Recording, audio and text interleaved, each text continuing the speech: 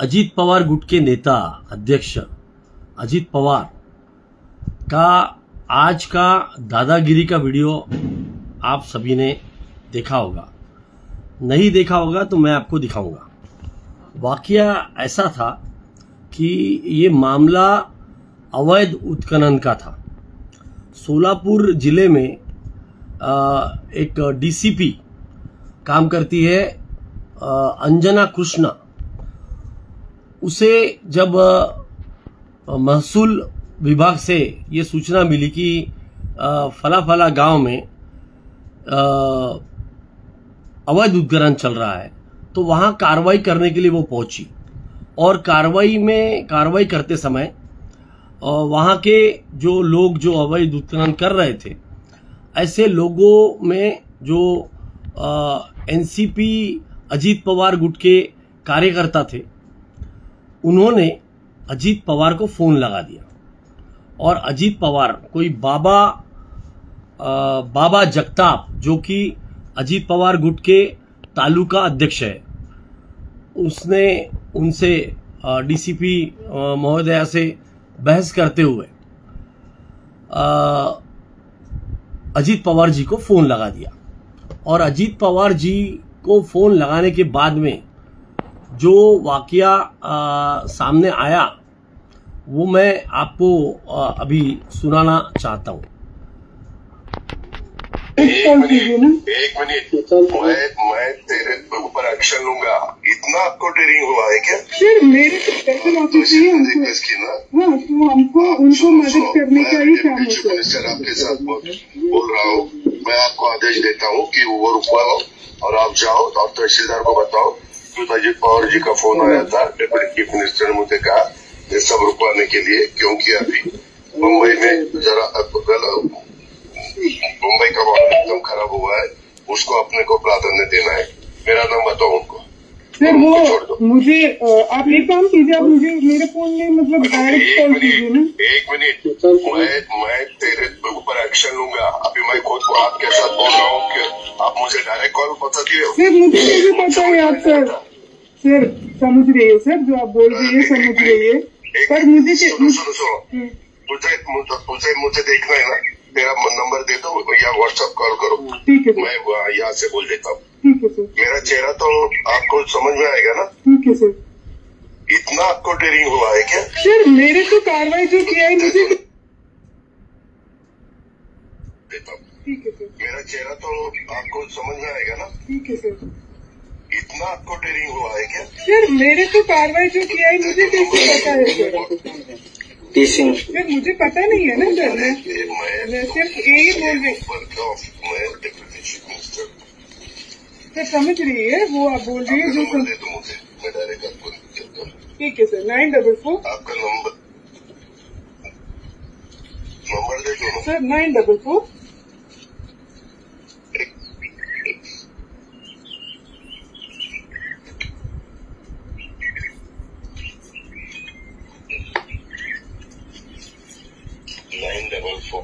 726 7758 sir. Sir एक काम कीजिए, आप मुझे डायरेक्टली कॉल वगैरह नहीं है तो 944726758। सर एक और बात बता दीजिए तो मैं करेंगे, उसमें कुछ दिक्कत नहीं है, हम भी रिकॉर्डिंग करेंगे। सुनो हाँ yes sir, yes sir, 47267758। Yes sir, yes sir, yes sir. Okay, thank you. Hello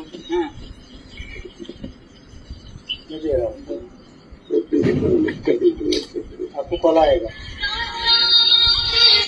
hello आपको कॉल आ जाएगा। तो आपने सुना किस तरीके से अजीत पवार जी, जो अभी हमारे महाराष्ट्र के डिप्टी सीएम है, जिनके पास में रेवेन्यू है, अर्थ मंत्रालय है, फाइनेंस, वो किस तरीके से एक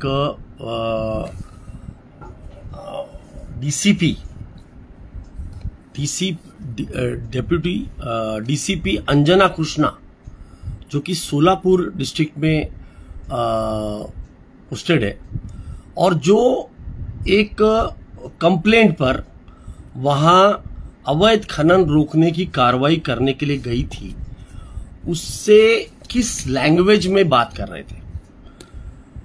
उनकी लैंग्वेज आपने सुना कि एक तरफ बात हो रही है देश में कि मोदी जी की मां का अपमान हुआ, और आप एक आईपीएस अधिकारी के साथ में जो अपनी ड्यूटी निभाने के लिए, और एक ईमानदार ऑफिसर जो अपनी ड्यूटी निभाने के लिए, वो भी महसूल विभाग से उनके पास शिकायत आने के बाद वहां अवैध खनन, जो कि महाराष्ट्र में एक बहुत बड़ा मुद्दा है, बहुत बड़ा करप्शन चल रहा है अवैध खनन के नाम से, वो रोकने के लिए वहां गई। और वहां जो इंटरेस्टेड पार्टी, जो ये खनन करने वाले लोग थे, जो कि एनसीपी के पदाधिकारी या वर्कर्स थे, जिन्होंने डायरेक्ट डिप्टी सीएम को फोन लगाया और अपना फोन दे दिया अंजना कृष्णा मैडम को कि लो बात करो।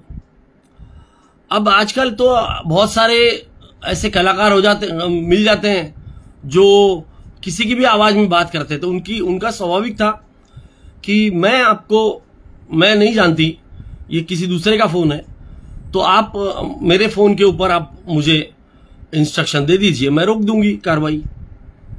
तो इस बात से इतना ईगो हर्ट हो गया कि अजीत दादा सीधा तू तड़ाक पे उतर गए।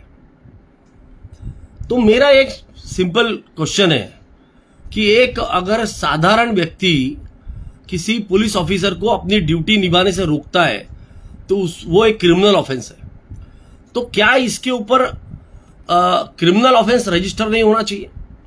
क्योंकि वो तो एक अपनी प्रॉपर ड्यूटी करने जा रही थी। और दूसरा, क्या ये पद का दुरुपयोग नहीं है? ये पद का क्लियर वायलेशन है। आप जो काम कर रहे हो ये आपके पद का दुरुपयोग है। पहले से ही हम जानते हैं कि किस प्रकार के एलिगेशंस अजीत पवार जी के ऊपर लगे हैं, उनके ऊपर क्या केसेस चल रही थी, और गवर्नमेंट ज्वाइन करने के बाद में वो केसेस कैसे विड्रॉ हुई। महाराष्ट्र में इतने बड़े लेवल पे ये अवैध उत्खनन, रेती माफिया और ये सब में इतना बड़ा भ्रष्टाचार चल रहा है, और उसको रोकने के लिए जब भी कोई आईपीएस अधिकारी जैसी व्यक्ति सामने आती है तो कोई बड़ा लेवल का लीडर उसको फोन करके इस तरीके से धमकाता है। इसका तो मैं तो बोलता हूं कि इसका डायरेक्ट हाईकोर्ट ने सुमोटो कॉग्निजेंस लेके एफआईआर रजिस्टर करने के लिए इंस्ट्रक्शन देना चाहिए। अब किस तरीके से प्रेशराइज किया जा रहा है उस आईपीएस अधिकारी को, ये मैं आपको दिखाना चाहता हूं। ये हमारे एक एमएलसी है अमोल मिटकरी, उन्होंने पत्र लिखा। अमोल मिटकरी जी का पत्र है।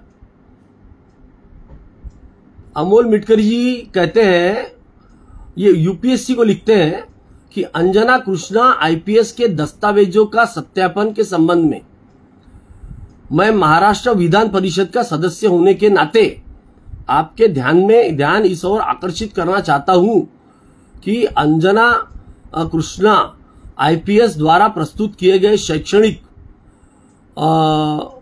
प्रमाण पत्र तथा अन्य आवश्यक दस्तावेजों की गहन जांच सत्यापन किया जाना अत्यंत आवश्यक है।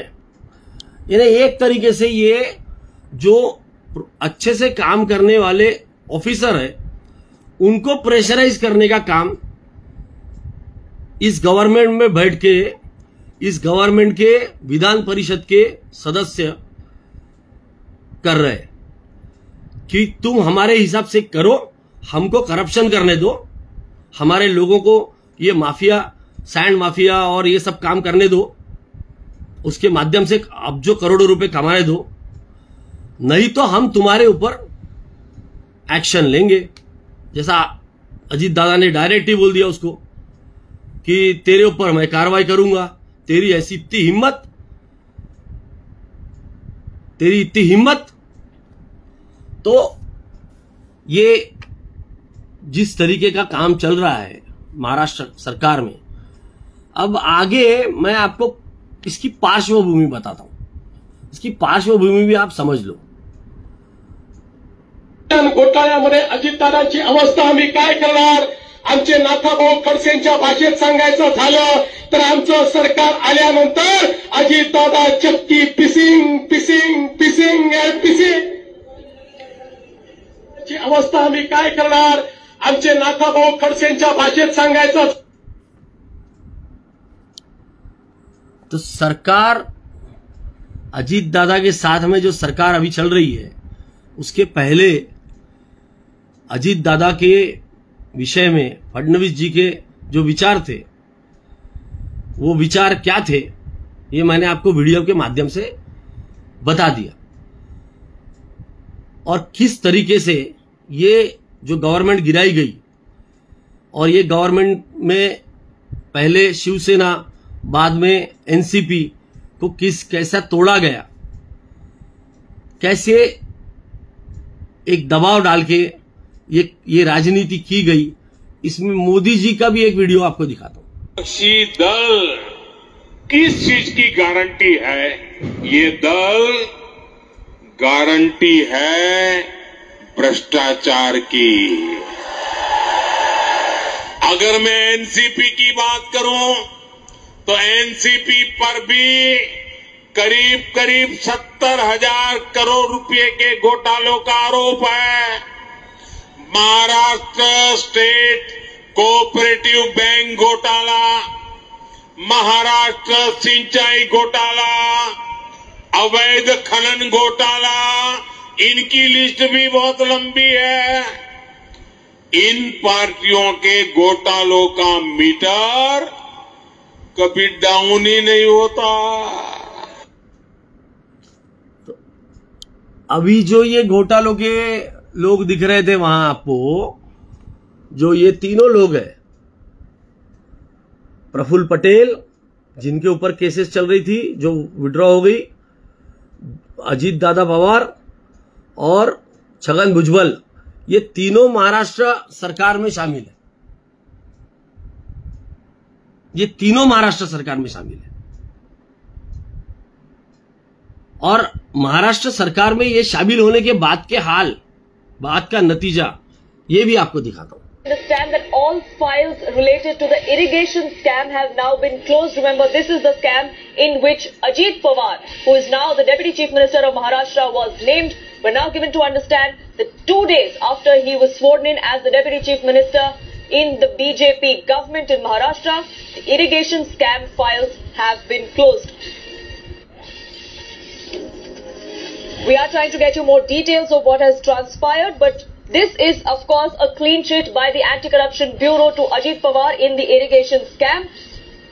Sena, of course, is alleging that this is a reward for Ajit Pawar to have joined hands with the BJP. Kajal Iyer now joining me with more details. Yes, Kajal. Yes, very interesting development there. Right now, this document has come to us, and this document states that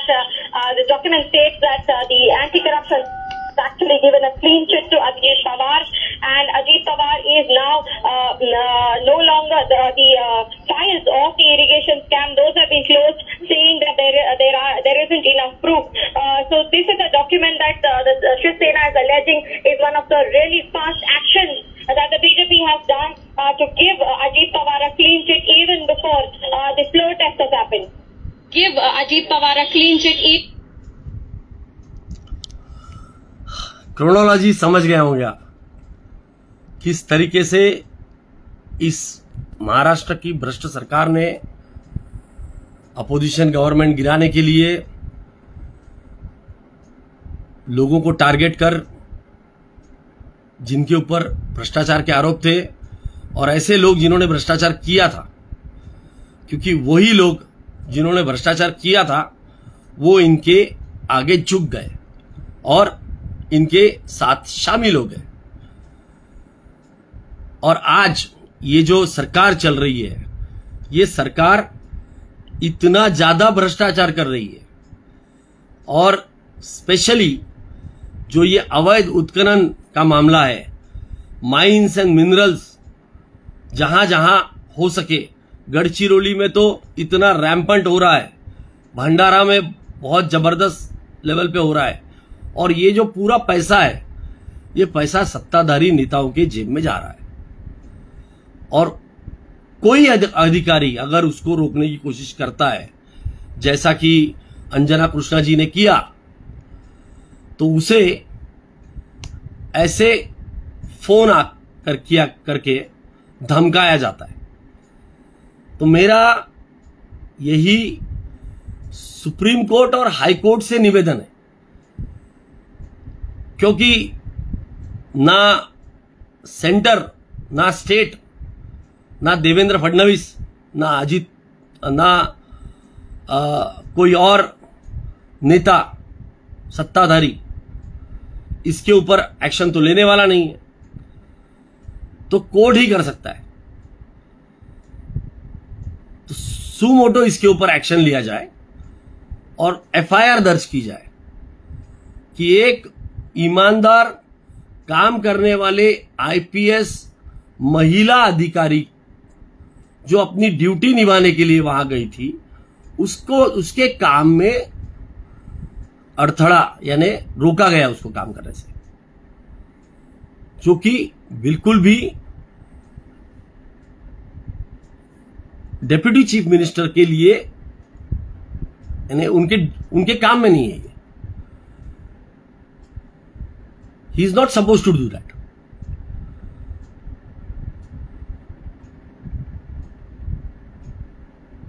chronology आप समझ गए होंगे। ये जो भ्रष्टाचार जिस तरीके से चल रहा है, कुछ ही लोग होते हैं इसके खिलाफ आवाज उठाने वाले, बाकी लोग मूक दर्शक बने रहते हैं। कुछ ही अधिकारी है जो सही से काम कर रहे हैं। अगर उन अधिकारियों को के साथ हम अगर नहीं खड़े रहे तो कोई भी नहीं मिलेगा।